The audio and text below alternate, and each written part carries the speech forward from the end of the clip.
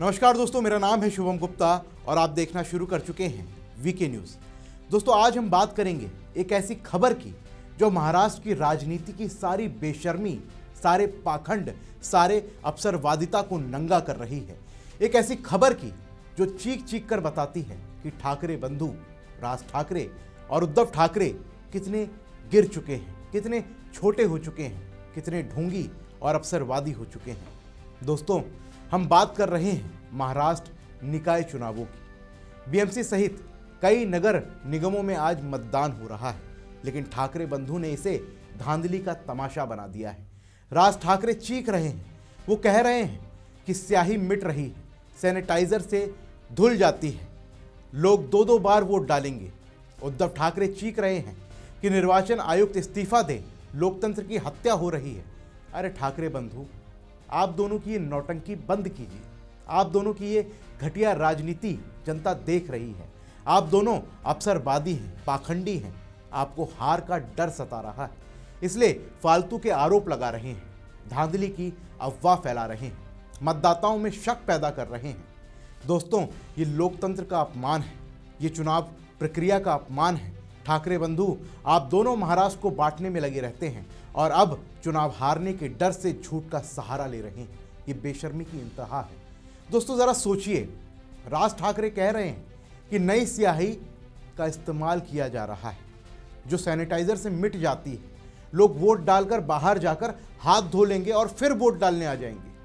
उन्होंने कहा एक व्यक्ति 2 बार वोट डालते हुए पकड़ा गया है। अरे राज ठाकरे जी, आपकी ये कहानी कितनी फर्जी है, कितनी घटिया है। आप तो हमेशा से अवसरवादी रहे हैं, कभी मराठी मानुस का कार्ड, कभी नस्लवाद का, कभी दक्षिण भारतीयों को भगाओ, और अब चुनाव में हार दिख रही है तो स्याही का ड्रामा। आप प्रमाण दें, वीडियो दिखाएं, नाम बताएं उस व्यक्ति का जिसने 2 बार वोट डाला। लेकिन नहीं, आप सिर्फ चीखेंगे, अफवाह फैलाएंगे, मतदाताओं को डराएंगे ताकि वोट कम हो, ताकि आपकी हार को बहाना मिल जाए। राज ठाकरे, आपकी राजनीति बस नफरत पर टिकी है। आप विकास की बात नहीं करते, आप सिर्फ विभाजन करते हैं, और ये स्याही वाला झूठ, ये बेशर्मी है। जनता आपकी नौटंकी समझ रही है। और उद्धव ठाकरे, वो तो और आगे निकल गए हैं। वो राज्य निर्वाचन आयुक्त के इस्तीफे की मांग कर रहे हैं, कह रहे हैं कि लोकतंत्र की हत्या हो रही है, निर्वाचन आयोग संविधान विरोधी है, सरकार और आयोग में साठगांठ है। अरे उद्धव जी, आपकी शिवसेना तो सालों तक सत्ता में रही, तब धांधली नहीं हुई, तब लोकतंत्र सुरक्षित था। आप तो अब विपक्ष में हैं, इसलिए चीख रहे हैं। आपकी पार्टी टूट चुकी है, आपकी साख खत्म हो चुकी है, और अब चुनाव में हार दिख रही है तो निर्वाचन आयुक्त पर हमला, इस्तीफे की मांग, ये घटिया राजनीति है। उद्धव ठाकरे, आप हिंदुत्व छोड़ चुके हैं, कांग्रेस एनसीपी की गोद में बैठे हैं, और अब धांधली का रोना। आपकी ये नौटंकी जनता देख रही है। आप दोनों ठाकरे बंधु मिलकर महाराष्ट्र को बदनाम कर रहे हैं, चुनावी प्रक्रिया उस पर सवाल उठा रहे हैं, वो भी बिना किसी सबूत के, सिर्फ हार के डर से। ये पाखंड है, ये अवसरवादिता है। ठाकरे बंधु, आप दोनों महाराष्ट्र के कलंक हैं। दोस्तों, एनसीपी एसपी के रोहित पवार भी आरोप लगा रहे हैं। वो कह रहे हैं कि नाम गलत बूथ पर डाले गए हैं, ईवीएम का समय आगे है, बीजेपी कार्यकर्ता बूथ के पास हैं, और मंत्री गणेश नाइक का नाम भी गायब है।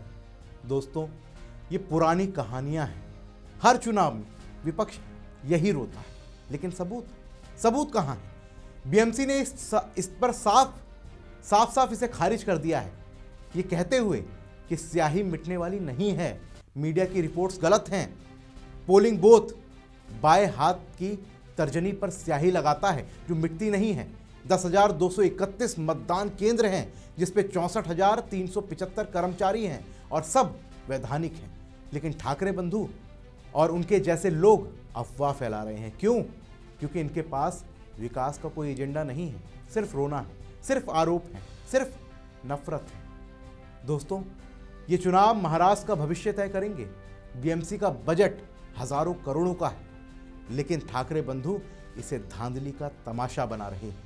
राज ठाकरे, उद्धव ठाकरे, आप दोनों की एकता सिर्फ हार बचाने की है। आप दोनों अवसरवादी हैं। जनता आपकी नौटंकी ना समझ रही है। महाराष्ट्र शांति से वोट डाल रहा है, लेकिन आप लोग अफवाह फैला रहे हैं। ये लोकतंत्र का अपमान है दोस्तों। लेकिन दोस्तों, अब सवाल यह है कि महाराष्ट्र अब कब तक ठाकरे बंधुओं की इस पाखंड को बर्दाश्त करेगा? कब तक इनकी अवसरवादी राजनीति को सहता रहेगा? जनता जवाब देगी, वोट से जवाब देगी। दोस्तों, ठाकरे बंधुओं की बेशर्मी अब बेनकाब हो चुकी है। लेकिन आप क्या सोचते हैं? धांधली हो रही है या फिर ये नौटंकी है? हमें कमेंट बॉक्स में ज़रूर बताइए और वीडियो को शेयर कीजिए, क्योंकि सच्चाई को आवाज़ चाहिए। तो फिलहाल के लिए इस रिपोर्ट में बस इतना ही।